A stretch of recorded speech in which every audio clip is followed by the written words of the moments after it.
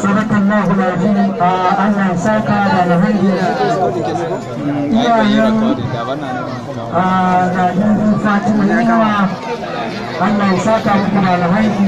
Wannan kukan farin ciki ne ba komai bane.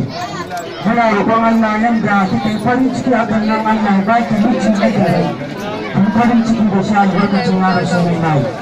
Ba sai kaɗai ba, duk sauran matan ga baki da Allah ya musu albarkacin manzon Allah.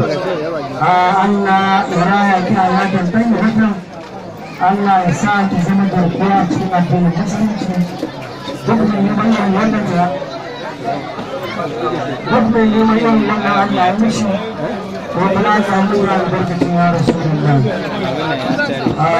Allah ya kuma an sani akwai wani sanarwa da aka ce yi akwai masu ba da allura na cutar yanafiya sun zo suna can wajen suna zaune ana ba yaro ko kuma yaniya daga wata 9 wanda ya kai shekara 45. in ka san baka karba ko ba ka je dindin itace a nan wajen ba za ka biya ko sisi ba ka je ka karba wannan allura. Suna can wajen suna zaune za ba yaro ko yaniya daga wata 9 har zuwa wanda ya kai shekara 45.